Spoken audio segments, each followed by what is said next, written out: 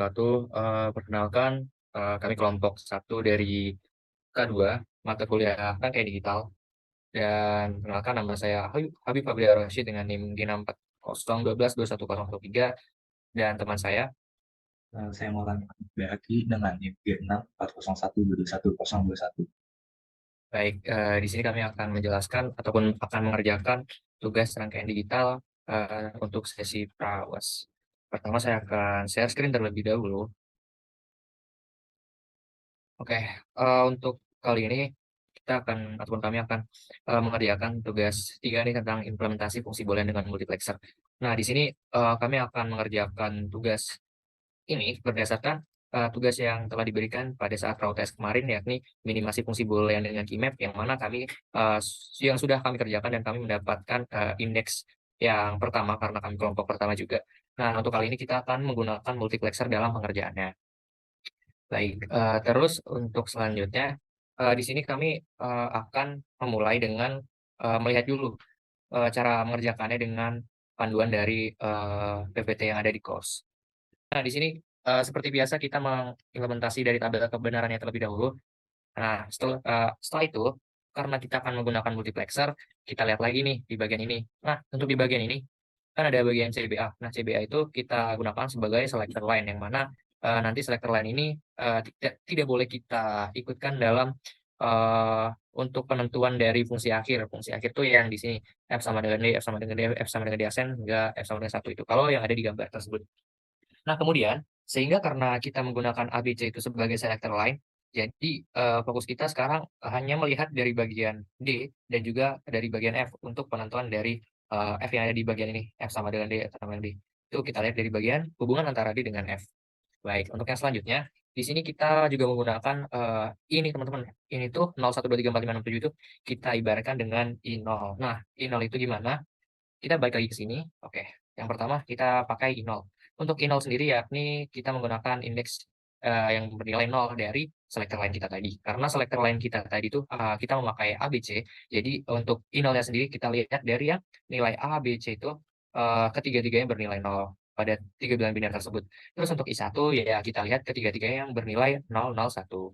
Terus untuk I2 kita lihat juga yang 010 dan seterusnya hingga kita dapatkan I7. Nah, selanjutnya, setelah dari itu, karena kita juga udah mendapatkan dari I-nya, ternyata kita dapat I-nya dari 0 sampai 7, maka sekarang kita tinggal membandingkan nih teman-teman. Tinggal membandingkan dari eh, indikator yang ada di bagian D, tabel kebenaran di kolom D, dan juga tabel kebenaran yang ada di kolom F. Oke, terus sehingga dari sini kita sudah mendapatkan hasil nih. Ya udah, biar kita fokus melihat ke sini, kita bikin ini warna kuning aja biar kita lebih fokus aja. Oke, baik, di sini kita udah mendapatkan indikator yang bisa kita peroleh dari tabel kolom D dan juga tabel output kita. Pertama, pada indikator yang ke-0, kita mendapatkan bahwasanya ketika D-nya itu bernilai 0, maka outputnya bernilai 1 ataupun F-nya bernilai 1. Akan tetapi ketika D-nya bernilai 1, maka F-nya akan bernilai 0. Sehingga dari sini dapat kita simpulkan bahwasanya untuk F yang berada di indikator 0 itu sama dengan D aksen karena berkebalikan hasil antara D dan juga F. Terus untuk yang I1, karena I1 ini kita lihat dulu nih indikatornya kayak gimana. Pada indikator yang I1 ini, ketika D-nya 0, maka F-nya 1. Ketika D-nya 1 juga, maka outputnya juga akan bernilai 1. Sehingga baik apapun input yang akan ada di D, maka nilai F akan tetap saja bernilai 1. Sehingga di sini hubungan yang ada di indikator pertama kita tuliskan sebagai F sama dengan 1. Oke, lanjut. Untuk bagian berikutnya, I2.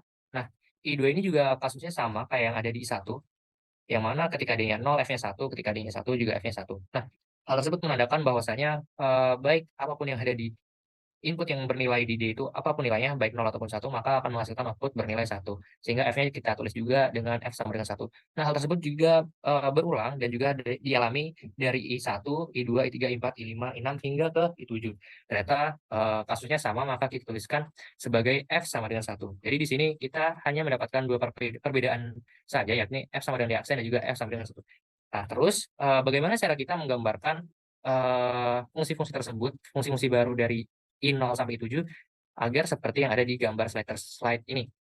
Baik, karena tadi kita udah mendapatkan nilai F-nya, jadi gampang saja. Maka lihat hasil dari gambar berikut. Oke, baik. Selanjutnya akan saya jelaskan melalui logisim. Sebelumnya izin untuk share screen. Jadi mula-mula kita kan ingin mengimplementasi multiplexer fungsinya. Pertama-tama kita cari di sini ada menu plexer, di mana plexer itu ada multiplexer, demultiplexer, dan lainnya. Di sini kita pilih multiplexer, lalu kita taruh di sini. Nah, karena kita ingin eh, mengimplementasikan multiplexer 8x1, di select bit ini kita pilih input 3. Nah, di mana itu akan eh, menginputkan 8 input yang baru nanti, dan juga akan memilih selected line yang akan membantu kita eh, membuat multiplexer nantinya. Yuk kita mulai saja. Tadi kan sebelumnya kita lihat bahwa fungsi yang terbentuk dari fungsi minimasi boolean kelompok kita tuh hanya satu dan d aksen saja. Jadi itu kita buatkan seperti ini. Ini kita labelkan atau tandakan menjadi fungsi satu, fungsi satu, terus oke, fungsi satu, lalu kita tambahkan fungsi lainnya yaitu d aksen. Nah, oke, tunggu sebentar, kita labelkan dengan input D. Sebenarnya di sini kita bisa langsung inputkan D aksen eh, seperti ini dengan nilai 0, ataupun kita inputkan D, nanti kita inverted dan hasilnya akan menjadi D aksen. Oke, sebentar. Lalu kita akan di sini akan tarik garis.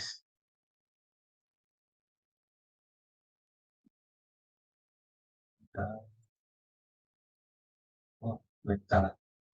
Ini adalah pacing plus saat ini garis akan menuju ke bawah, artinya lalu garis akan menuju ke bawah. Ini, wait. Nah, ini kan tadi seperti yang sudah saya bilang, kalau si D ini kita hanya membutuhkan D aksen karena fungsi yang ditampilkan itu kita hanya perlu D aksen. Oke, kita akan taruh aja apa inverted ini di sini. Kita minta stop kayak gini. Jadi kita sambungin aja kayak gini. Cukup. Oke. Ini kita tandain berdasarkan si tabel implementasi ini. Jadi ini kan si input 0, istilahnya I0 maksudnya. Jadi si I0 itu apa tuh? Di aksen. Berarti kita sambungkan ke sini, sedangkan yang lainnya tuh nilainya 1. Jadi kita sambungkan saja semuanya, kecuali yang input pertama tuh input 0, I0.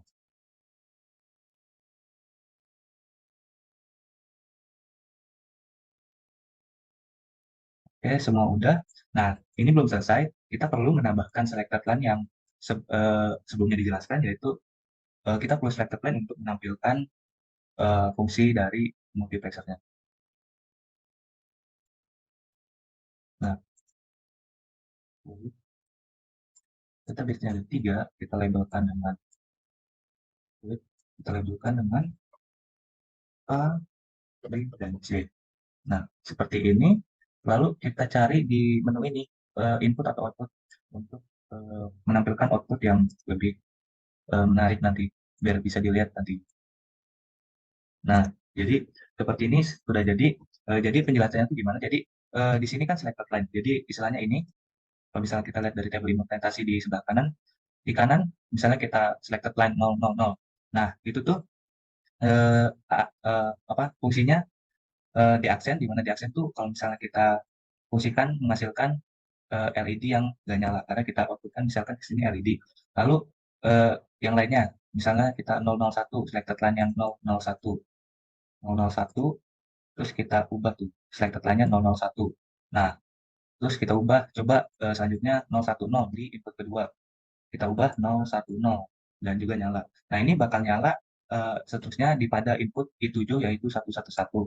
Nah, eh, untuk implementasi multiplexer fungsi minimasi boolean dari kelompok kami, itu cukup saja sih seperti itu.